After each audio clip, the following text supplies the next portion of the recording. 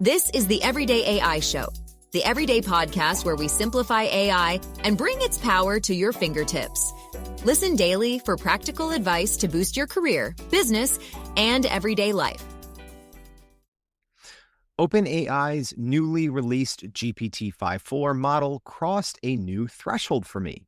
And I spend thousands of hours each year evaluating and stress testing models, so that says a lot. But GPT-5.4 is the first AI model that I think hits the full usability trifecta to be a true daily driver model without any compromise. It's natural enough to chat with, number one. Number two, it's legit off the charts in terms of general intelligence and transparency. And three, it follows instructions to a T, no matter how daunting or challenging or long the task is that you throw at it. And I think there's been a lot of talk lately about how the models are becoming less and less important as the harness and tool use become more and more important and where the moat is actually at. And to a certain point, I do agree with that. But with releases in 2026, the line between model and harness and tool use start to blur. It's because the model updates used to bring only updates in the underlying intelligence engine. Not anymore. Now, model updates like OpenAI's impressive upgrade to GPT-5.4 also bring with it major changes to the harness and the tools, which completely changes what an AI model can actually accomplish. And with this round of updates to GPT-5.4, I think OpenAI knocked it out of the park. So today, we're putting AI to work on Wednesdays as we go under the hood a bit with GPT-5.4, as we go hands-on, and I will also break down the 5 reasons why I'm confident GPT-5.4 will be the best model you've ever used yet. All right. I'm looking forward to this one. So on today's show, if you stick with me, here's what we're going to go over. So you'll hear what's new and noteworthy in OpenAI's newest model, GPT-5.4. You'll learn why you may be able to get the benefits of the $200 a month Pro plan without even really paying for it. You'll know the reasons why the model is best to be your daily driver right now, at least. And you'll leave with the 5 reasons why it'll be the best model you've ever used. All right, let's get into it, shall we? If you're new here, welcome. My name's Jordan. This is Everyday AI. And well, this thing, it's for you. Unedited, unscripted, just bringing you the realest information and intelligence in artificial intelligence, and hopefully giving you the tools to grow your company and your career. So if you're along on the journey, awesome. It starts here. But to take it to the next level, make sure you go to our website and go sign up for our daily newsletter. We're also going to be recapping today's show. So if you are brand new here, on Wednesdays, we do putting AI to work on Wednesdays. So it's usually a more hands-on and practical use case of, usually one of the big 4, right? Between Microsoft, Google, OpenAI, and Anthropic. We really like to go hands-on on Wednesdays. But if you want to know more of the details and the benchmarks of OpenAI's new model, we did cover that right after its release on Friday. So you can go click the back button a couple of times if you're listening on the podcast to episode 728, where we go over more of the release and the 7 trends that I think you need to know about OpenAI's new model, which are so much more than just benchmarks. All right, let's get into this. And I'm not going to make you wait any longer for the 5 reasons. So number 1, interrupting thinking mode. All right. That's one of the reasons why I think this is going to be the best model that you'll ever use. And you might be wondering, like, well, number 1, what is that? And well, why does it matter? Okay. So the big 4, well, in this case, the big 3 model makers, and, OpenAI uses Anthropic's models and they use OpenAI's models. When you use a thinking model, it can take a terribly long time. And I think sometimes people don't use thinking models for that very reason. They're like, well, I need an answer right away. Or, hey, if I realize that I forgot to say something or forgot to do something, I don't want to have to wait 5, 10, 50 minutes for a model to finish its thought process and to give me the answer. So This is a new feature for GPT-5.4 for the masses, because this was actually available on the previous Pro tier, but now it's available to anyone that's on a paid tier. And I should probably start with that, although we did go over that in Friday's episode, but I should let you know, right? To use the thinking model, the new GPT-5.4 Thinking or GPT-5.4 Pro, you do have to be on a paid plan, whether that's the $20 a month plus plan, the $200 a month Pro plan, the business plans, enterprise, EDU, etc. Right. So if you're wondering, like, where is 5.4? Well, that's where it is. It's on the paid plan. And actually, another small thing here that I'm just realizing kind of now, even though I've been talking about GPT-5.4 quite a bit already, maybe it's good that they didn't come out with the free or the instant version of 5.4. And maybe that was intentional. And hey, OpenAI folks, I know there's a few of you listening. If this was not intentional, you go ahead and take this and say it was. I think one of the biggest downfalls of ChatGPT is people are using the bad model. There's always a bad model in any one that you use, whether you're using Claude, Microsoft, Gemini, ChatGPT, right? So previously, 7 days ago, right before there was 5.4 or even 5.3 instant, I'm going to get to that here in a second, we were living in a GPT 5.2 world. So when everything was GPT 5.2, well, people just thought, well, I'm using the best model. Well, no, because if you were using the instant model, which is the chat model, it doesn't think and it's not really good, right? So essentially, last week, OpenAI came out with GPT 5.3 instant, which was kind of confusing because then the next day they came out with GPT 5.4 Thinking and 5.4 Pro. So with all the model confusingness that's going on, maybe it's actually a good thing because someone knows, well, if you want the best, you should be using GPT 5.4. And at least right now, there's not a bad version of it. Whereas generally, there's always been a quote unquote bad version of the best model. In the overwhelming majority, I am talking hundreds of millions of users worldwide, don't know the difference. So maybe this is actually a great thing. Anyways, getting back to the number one reason, interrupting thinking mode. And you'll see in some of these examples here, I already did them, but we're going to go live under the hood because I'm not going to make you wait. Some of the thinking models, took like 35 plus minutes, right? But if you see something going wrong, you can course correct it. Unfortunately, you can't upload files or use different tools during that course correction. But right now, ChatGPT is the only major model maker to offer this, right? So if you are using, as an example, Claude 4.6 Opus, if you're using Gemini 3.1 Pro and you're using the thinking, which you should for most tasks, and you see something's going wrong and you're like, oh crap, forgot to do something, you could be 5-10 minutes in, right? And you either have to scrap it or you have to accept a subpar answer. And that kind of stinks, right? I've been using the thinking interrupting because I've been on the Pro plan for a while on ChatGPT, actually, since it came out. So I'm kind of used to this on the Pro level, but it's really nice to get this on the thinking level because this is where the masses are. And this is where you should be, is using the thinking models. All right, reason number two, it can access skills now. Yeah, you didn't know this probably because OpenAI didn't even announce this. I don't even think there was a tweet out. I think they just updated a blog post.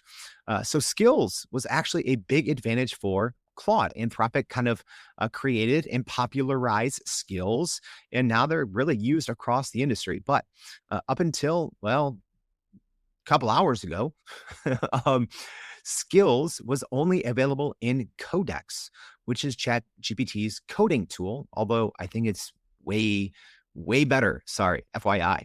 I think it's way better than Claude Code and Claude Cowork combined, even though I use all three. Codecs is a nice in between. It's like a blending of the two. Anyways, you could use skills inside of Codecs, which is ChatGPT's desktop app or their command line interface tool, more of their coding tool. But they kind of slid in these skills under the radar. But unfortunately, they're only available on business or enterprise plans right now. But to be able to pair up skills with GPT-5.4 is huge because, again, up until a few hours ago, I still would say that was one of the reasons why I was still using Claude a lot more for some of my quote unquote daily driving. I think skills in that framework, which we'll probably dive into a little deeper on a future Start Here series. So if you haven't been listening to our Start Here series, it's how to go from, 0 to 10, or at least 0 to 5, in understanding AI. Skills are great. They're a little different than GPTs. They're different than projects, right? There's a great and flexible utility to skills. But now that you can pair skills with GPT-5.4, that's pretty big. All right, number 3, a benchmark that users will actually feel is going to make the difference with GPT-5.4, and that's browse comp. Okay, so browse comp, if you've never heard of it, it evaluates an AI agent's ability to find obscure, hard to verify information through persistent multi-step web browsing.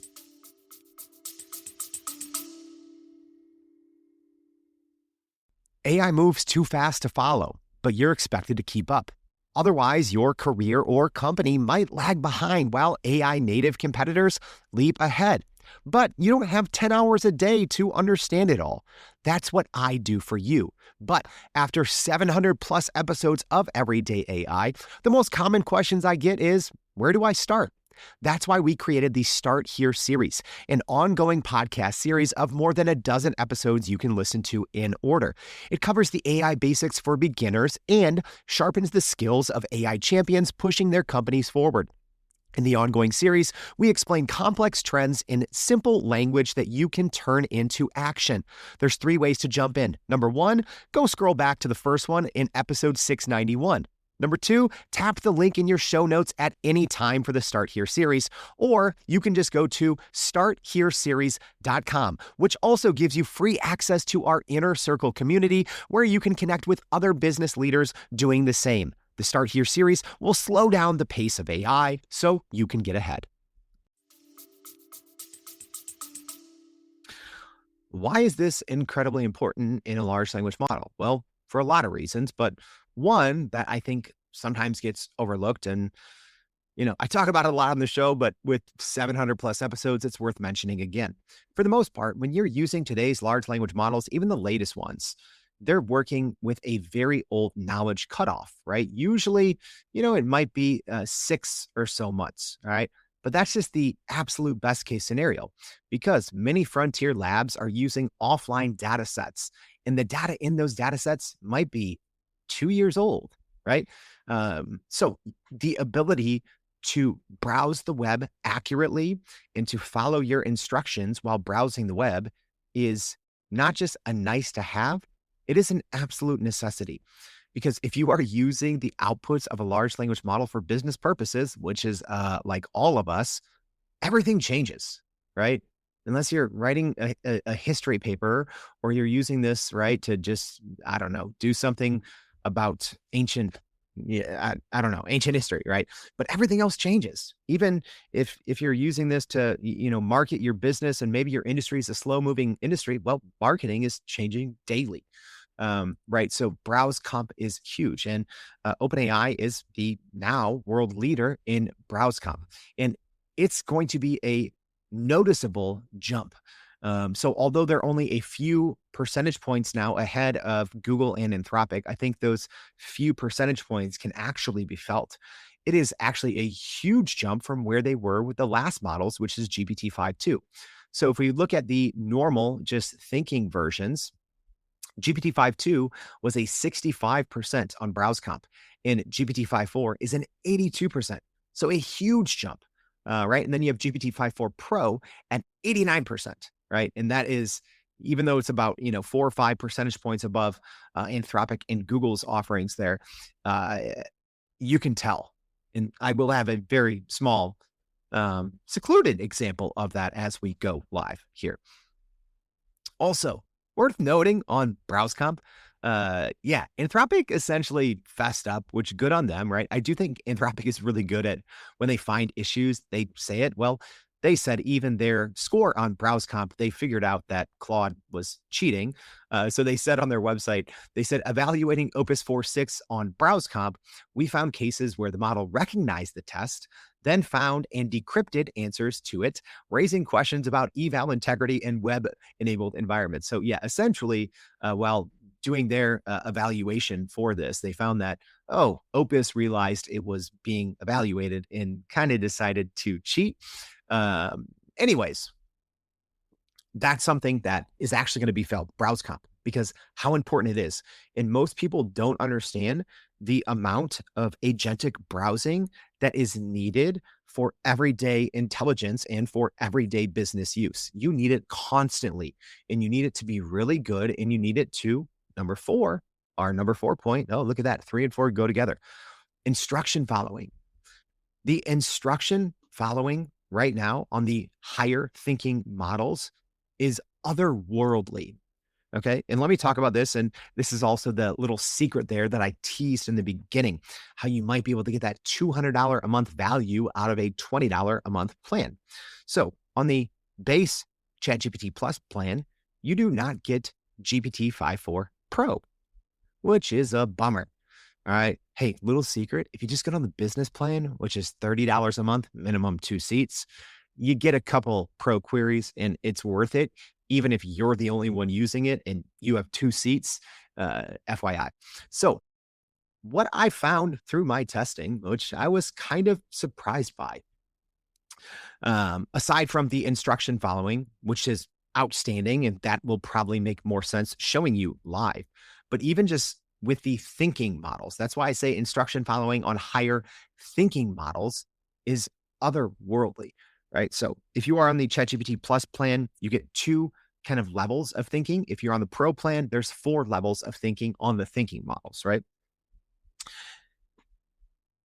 The ChatGPT Plus, the higher level of thinking, I found it to be, I wouldn't say the results were comparable, but it put in the same amount of reasoning effort as the Pro plan, as the GPT-5.4 Pro on a lot of my internal testing.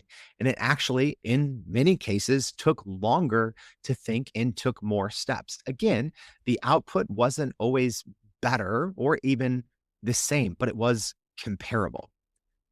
And that's really important to point out, right? I think it's pretty well known across the industry. I don't care if you're a fanboy of OpenAI, Microsoft, Anthropic, Google, it doesn't matter. I think most people know and have understood for a long time. If you need something right and getting it accurate and correct is of utmost importance, you always, well, up until this past week, you would go to GPT-5.2 Pro. Now you go to GPT-5.4 Pro, right? But the problem is it's extremely slow, right? And well, it is expensive if you're using it. Well, even if you're using it in ChatGPT, the $200 a month plan, that's kind of expensive. If you're using it in the API, it's ungodly expensive.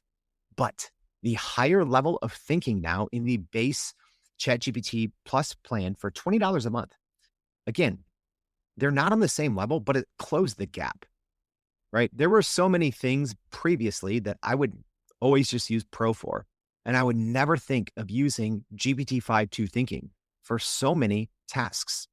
Now, I don't think twice about it. Even if I just have those 2 tiers of thinking, the higher tier of thinking is so much better than it was before. It's closed the gap. I think it's, if nothing else, it's gonna maybe just allow people to use thinking way more and to use Pro way less, right? Maybe it'll end up saving, OpenAI some money in the long run. And then number 5, it is the most natural, generally intelligent chatbot that I've ever used. And I think for the first time, maybe ever, I felt a model didn't have these out of the box glaring weaknesses in either intelligence, in transparency in that intelligence, or chatting. So here's what I mean. I think Gemini 3.1 Pro is on the same level as GPT-5.4, the thinking and the Pro level. The problem is Gemini 3.1 Pro, you don't have the transparency of intelligence, right? Which is important because let's be honest, humans, when was the last time that you used any of these models for an entire day, right? And you look at the answer and you're like, yeah, I knew that. I feel confident in this. No, right? It's so important to be able to look at the chain of thought, the summarized chain of thought, and to be able to transparently see where these models are getting the information. So, unfortunately, right now, Gemini does not provide all of that information in the same way that OpenAI and Anthropic does, right? I know they're changing it. I've chatted with them. They've said as much that they're eventually going to be bringing a little bit more transparency to the chain of thought. I know there's problems with competition, distillation, all those things. So things I don't understand that they have to protect. But in terms of business use, right, it's one of the main reasons why I love and have loved for so long the GPT-5 thinkings, and even going back to '03 and '01. The chain of thought not just shows, I think, that OpenAI's models are better. They provide more transparency and you can understand them more. And they're just way better at instruction following. So that's on the one side. It's just generally intelligent in a transparent way. And then on the other side, you can actually talk to it. Let me be honest. I don't really care about having a pleasant conversation with a chatbot. And I do know that OpenAI, has some newer settings that you can default its voice to just be concise. And, even the just changing those, the default response does it for me. But I know for a lot of people, they don't go in and do that. And I think historically, OpenAI's models have been overly sycophantic. They've been verbose. And, even OpenAI admitted that they've been cringe, right? So for the first time, I think maybe ever, you have a model that is transparently intelligent, off the charts, number one. But number two, you can actually talk to it, right? Not in a, you're my hype man kind of way, right? But man, I mean, honestly, I spend way too much time, quote unquote, chatting with large language models. I'm really just directing them agentically, right? But I get so tired of the way they respond. And I'm like, I can't even read this. It's, so cringe, so sycophantic, so verbose, whatever, right? And I think for the first time, we're not getting that anymore. It hits the sweet spot. All right. So before we go live, let's jump in and live stream audience. Thanks for sticking around. This is going to be a little shorter on the live end, just because, we can't really watch a 20, 30-minute prompt. That'll be super boring, but we are going to go under the hood. But a couple of things to keep in mind. And I'm going to go ahead and I'm going to call out the people that are calling me out. All right. I get accused a lot of it's actually strange because I get accused of pumping, OpenAI, but then I get accused of pumping Anthropic, but then I get accused of, pumping Google, right? I get accused of being a fanboy for everyone, but also against everyone. Doesn't make sense. But overwhelmingly, I think it's fair to say I am more preferable to OpenAI and Google than I am to Anthropic. So let me just speak to those people because I get a couple of messages every single week. People, accusing me, oh, Jordan, you don't know what you're doing. You don't know what you're talking about. You're clearly an idiot. Anthropic's great. Okay. Let me tell you this. When I'm doing these demos, when I'm doing these shows, right? Not just our putting AI to work at Wednesday shows, but just the 700 plus episodes, I am speaking to the general business leader, right? The C-suite exec. Sometimes that person is a technical person. Sometimes they're not. Right? My approach has always been about using AI to automate tough general tasks, right? And hey, the reality, and I went over this on the show Friday, so go listen to that. Yes, Anthropic has generally always held a sizable advantage, software engineering, agent orchestration, computer use. Well, not anymore. Right? OpenAI with this model, they actually took their lunch money on that. So yes, up until last week, I do think Anthropic had some huge advantages. And y'all, I kid you not, I'm using billions with a B, billions of tokens between Claude Code, Claude Cowork, Codecs, Anti-Gravity. I have max subscriptions to everything and I hit my rates constantly, right? Billions of tokens. So I know what I'm doing. I know what I'm talking about. All right. Just I'm putting that out there. Is Claude great? Absolutely. And it's great for certain tasks. Is Gemini great? Absolutely. It's great for certain tasks. But I do think with this one, this is the first one that I feel confident. You can go back and listen. I've never, in 700 plus episodes, I've never said, hey, I think this can be a go-to daily driver model, because I think for the most part, it's better to be jumping around in multiple models. But I do feel maybe for many people, 5.4 thinking will get you there. So when I go through these demos and when I kind of show you under the hood here, I want you to think of a multi-step tough problem. What is that multi-step tough problem that you have? All right. And then I encourage you, do that same thing. It's got to be tough. Do that exact same thing in GPT-5.4 thinking. If you have access to GPT-5.4 High, do it there. Do it in Opus 4.6 with extra reasoning, and then do it in Gemini 3.1 Pro. Do it yourself. It's got to tackle the entire gauntlet, right? Data analysis, web research, reasoning, tool use, instruction following, common sense. That's what I'm going to show you now. And I'm telling you, people, everyone that gets on my back about, oh, Jordan, you're too hard on Claude. You clearly don't use it. Yes, I do. All right. I've been a Max subscriber for the longest time. I bounce between the $20 and the $100 and the $200, but I've been a subscriber to Claude since it came out, and I've been on up to the highest tier. So FYI. All right, let's look live. So here's what we're going to do, y'all. We have a lot of stats here. All right. These are my podcast stats. Yes, we're going to do another thing looking into my podcast, right? I'm not going to jump in and pretend to show you financial analysis on something. That's not my background, right? That's not what I'm using it for. I'm doing my use case. Think of yours when I walk you through mine. All right. But I've actually had, this version was put together by Codecs, and then it was enriched by Claude Code. But essentially, I have a mountain of data from my podcast stats. So I've done this before in the past, but this version's a little better. So there's certain things that I can get out of my provider, which is called Buzzsprout, but not what I really need to make educated decisions. So my problem, I have 700 plus episodes, and I can't easily export all of the data I need to make good decisions on what type of episodes I should be doing more of and which types I should be doing less of.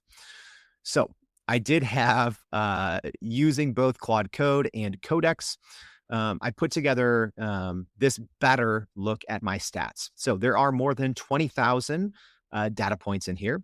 So I had to grab a lot of this with an agent with some APIs, had to do a lot on it. But essentially, I'm able to get the episode titles, normal stuff that I would normally get, episode length, but I'm also able to get, if it's a guest or solo, the number of plays, consumption hours, retention across quartiles, which is super important, completion percentage, consumption hours, discovery, people reached, right? All of these different metrics that are not usually available when I just go click export on my stats. Problem is, this is a ton. It's a ton of information. And all of these shows are not also categorized. All right. So that's another thing I'm going to be telling the models to do. All right. So let's jump in, and I'm going to go ahead and read. Let's go here. I'm going to go ahead and read the prompt that I sent, and then I'm going to kind of go through the responses here. So this is using GPT-5.4 on heavy thinking. So again, if you're on the Pro plan, you have light, standard, extended, and heavy. If you are on the $20 a month plan, you have standard and extended. So I said, and I uploaded the file, I said, this is a comprehensive list of stats from my Spotify analytics for my podcast, Everyday AI. Please take your time analyzing all the data. Keep in mind everything you know about me and Everyday AI in personalizing your replies, including strengths, growth areas, known bottlenecks, and constraints. Your responses to most of the below should take into account growing the podcast, saving time without sacrificing quality, and improving new audience discovery, retention, stickiness, consumption, downloads, etc. All right, use every tool available at your disposal, right? I'm trying not to read all of this because it's a lot. And then I'm saying avoid, let's just say, Uh, I do want to make sure I include one of these parts. Okay. When and if needed, you can access complete transcripts on my website at youreverydayai.com.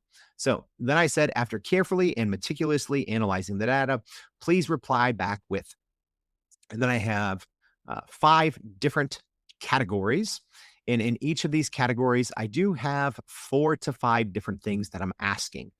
So for category 1, it's essentially obvious trends. And I'm, asking for to give it to me in 3 different ways, 20 obvious trends. Category 2, under the radar trends. I'm asking for 20 under the radar, but meaningful statistical trends, 3 different ways. Then I'm doing comparisons. All right. So about looks like 5 different ways. So, as an example, the 10 types or categories of shows that are the most popular and why. So just so you weren't able to fully see and read my spreadsheet, especially if you are on the podcast only, right? You can always watch the video version. Yes, there is a video version. You go watch it on our website at youreverydayai.com. So my spreadsheet didn't have categories, right? I have another version with categories. I honestly lost it. It's like buried, I don't know, in Cowork or Codecs somewhere. So I am also having it categorize it. So it's not just reading, right? It's not just reading the data. It's having to crunch the numbers, and it's also having to think, right? Hey, according to this show, what is it? What category is this? What does this mean? All right. And then the 4th category is March 2026 planning. So I'm essentially saying, hey, based on all this data, what works and what doesn't, go research trends, see what I haven't covered. That's important. I'm asking what I haven't covered, but I should. All right. And then last but not least, I say you're in charge, right? If I wanted to double my audience this year, what are the different things I should be doing? And then, asking that in 3 different ways. All right. So that's essentially what I asked. And then I did do this both in heavy thinking mode.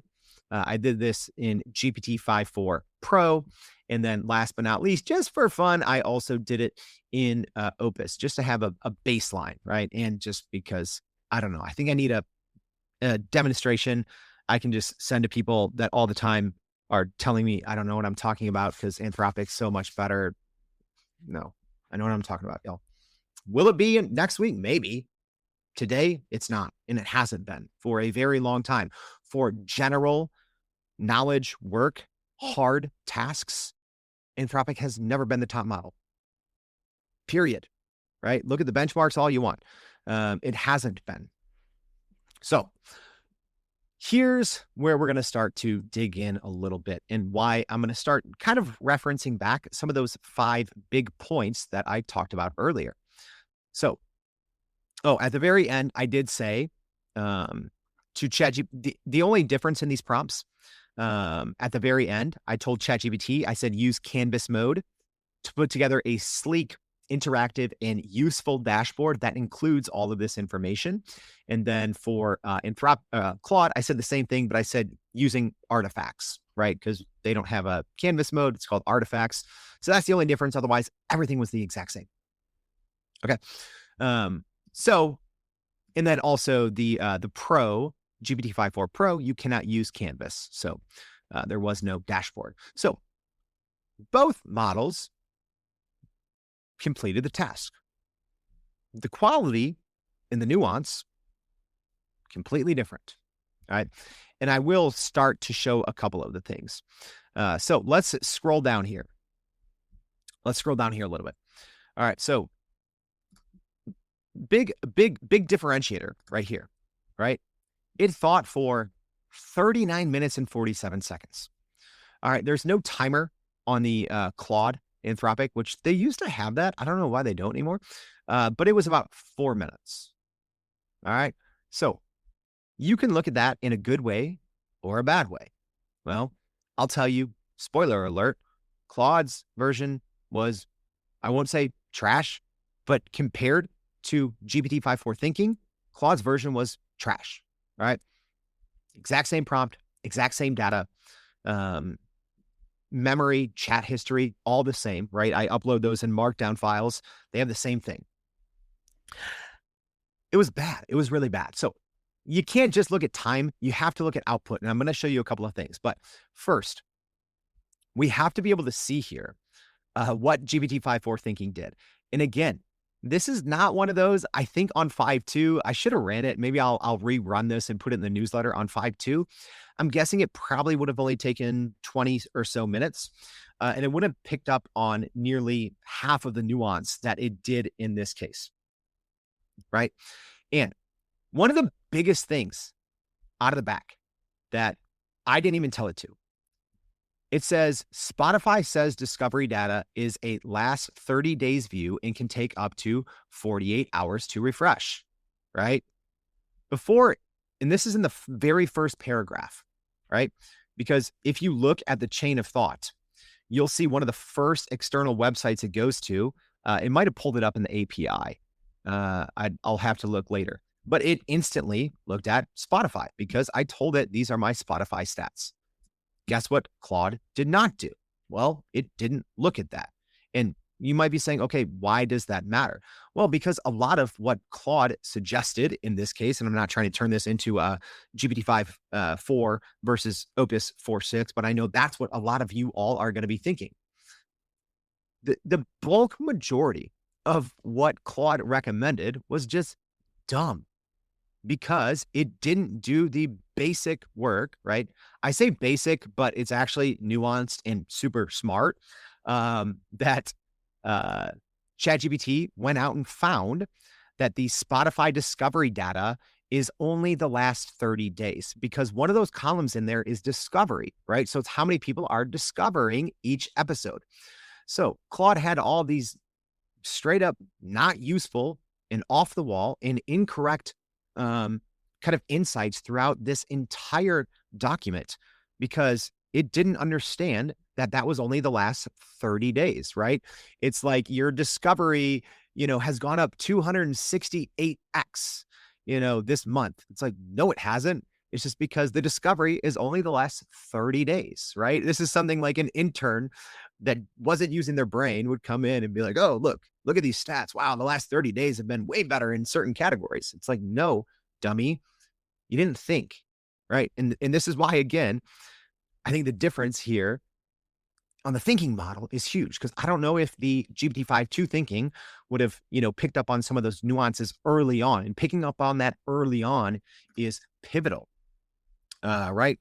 So we'll go through here. I'm not going to be able to go through all of them, but I will just point out the instruction following is fantastic, right? So in the obvious trends, it broke it down, right?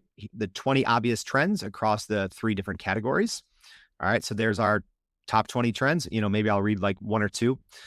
We'll go, I don't know, maybe lower. Here, this is good. Okay. The first 6 weeks of 2026 are the healthiest early year cohort in the sheet. That's great. Maybe it's because of the Start Here series. Number 17, a higher solo share is part of the improvement. Yeah, I noticed that. Our guest shows weren't doing as good, right? In general, apparently people didn't like guest shows. So I've been doing fewer guest shows because, hey, Codecs went through and broke it all down for me a couple of months ago. And was like, yep, you should not be doing as many guest shows. So I said, okay, AI. Okay, then the 20 under the radar trends. Great. Let me just go ahead and maybe read one of these. Okay. This one's interesting. It says Google is not just a spike topic for you, it is sticky, right? So it says that the Google or Gemini wins in both median plays and long tail behavior, right? Because it was able to properly understand the discovery metric. It says current context, Google is still shipping meaningful work-oriented AI updates into March 2026. It said build a recognizable weekly or bi-weekly Google franchise. So it's pretty good. I don't do as many Google shows as OpenAI. And recently I've done more Claude and Anthropic shows versus Google. So it pointed that out. It said Google is shipping at a high rate and you're not covering a high enough percentage of what Google is shipping. And it's very sticky for you in terms of audience retention. So cool. All right. I'm not going to read all these, although they're super fun and important for me. I will just go through and say it completed everything, right? In number 3, the comparisons, every single one. All right. I go down in the You're the Boss, or no, March 2026 planning. Perfect. Right. What's actually funny is as I was planning this, it said the first show I should do is GPT-5.4 at work, 5 tasks. It actually does better now, which actually might be a better title than this show. I didn't see it until I was already making this show. But it properly, and I'm going to point it out here because I do want to look at Claude's, it properly did this, right? Because I haven't, number one, these are all relevant and useful shows according to what it earlier identified were high performing shows. But these are also shows, well, I haven't done. So number one, they're not repeat shows. So it followed directions. Number two, it taps on what worked. And number three, well, they're highly relevant. All right. And then the You're in Charge went down here. Hey, number one, make solo practical explainers your default weekday format. All right, I'm doing that. They're just more time consuming. And I will go and show at the very top here, it did also properly complete the dashboard. So it's not the prettiest dashboard. It's actually pretty plain and ugly, but it's helpful. Right. And there's some cool interactive graphs in here. I can click through the overview, the obvious trends, the under the radar, the comparisons, the March 2026 plan, and how to double the audience. So in terms of output, instruction following, accuracy, GPT-5.4, thinking, the thinking mode, this wouldn't have been possible before. All right. And just a quick gripe in comparison, because I know people are going to be wondering. Right. Claude's was not good. Granted, the dashboard it made, way better. Looks better, right? One of the things GPT-5.4 stinks at, front-end design. Not any good. Claude, amazing at front-end design, but not good at, well, things that require, number one, factual accuracy. Number two, assuming things, making assumptions, not good. And just not completing the task. All right. So let me show you one or two just quick examples. Let's see. Okay. Here we go. This is just what I had up in the March 2026 planning section. It's saying Anthropic versus OpenAI Pentagon drama. Oh, guess what? I already did that show. Guess what? I asked for 10 examples. Guess how many it gave me? 3, right? It did that repeatedly. When I would ask for 10 things, it gave me either 5 or it gave me 3, right? It didn't always give me 10. It's not good at instruction following. What is, y'all? What's the difference between an intern that's not very good and someone in your company that's gone from junior analyst, junior researcher to senior? Their ability to follow instructions. And y'all, stop chirping at me. Go run these own. Like, go run your own multi-step, extremely hard, multi-tool use examples with real data that require research, that require multiple tool calls, and have a multifaceted required output. You'll see for yourself.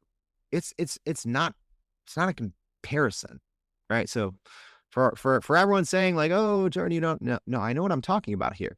And I want you to know what you're talking about too. So don't just take my word for it, right? Go in, try all these things out yourself. All right. So I'm not going to keep comparing. I think that was a pretty good under the hood look. Oh, and FYI, another thing why Claude really failed here in talking about, some of the advantages of GPT-5.4. Well, it didn't even go to the website that I told it to. Right? I told it, go to youreverydayai.com. It didn't. It suggested things like you should post things on YouTube, right? And then in the in GPT-5.4, it found, our YouTube channel, which I completely ignore. And it's like, hey, you're already doing things on YouTube, but you should be doing more shorts, right? So yeah, Claude just assumes things. Number one, it rushes. Number two, it doesn't check. And yes, I was on Opus 4.6 extended, right? The best extended model you can do. And I wasn't even comparing this to GPT-5.4 Pro. It falls flat. But I think it's not so much Opus 4.6 falling flat. It is that now, I think, to reiterate my point, I think for the first time, we have that trifecta, right? We have a daily driver model that it's natural enough to chat with. It is off the charts in terms of transparency and general intelligence, and it will follow instructions to a T. Because when you are looking for a daily driver large language models, those are non-negotiables. And I think maybe for the first time, we have them all in a single package with GPT-5.4. All right, so I hope this was helpful going over a little bit hands-on, under the hood, maybe a little bit more than normal, maybe a little bit more technical. All right, but now you know, well, why I think in my thousands of hours of experience, the 5 reasons why it'll be the best model you've ever used in GPT-5.4, at least today, because who knows, maybe tomorrow this could all change. But hey, you know what that means? Right now, you're at an advantage. So number 1, go test it for yourself. Number 2, refine and reiterate. And number 3, get to work, get ahead of your competitors. All right. And the other way you do that is you go to our website, youreverydayai.com. So thanks for tuning in. We're going to be recapping today's show in our newsletter. If this was helpful, tell someone about it. Thanks for tuning in. Hope to see you back tomorrow and every day for more Everyday AI. Thanks, y'all. And that's a wrap for today's edition of Everyday AI. Thanks for joining us. If you enjoyed this episode, please subscribe and leave us a rating. It helps keep us going. For a little more AI magic, visit youreverydayai.com and sign up to our daily newsletter so you don't get left behind. Go break some barriers, and we'll see you next time.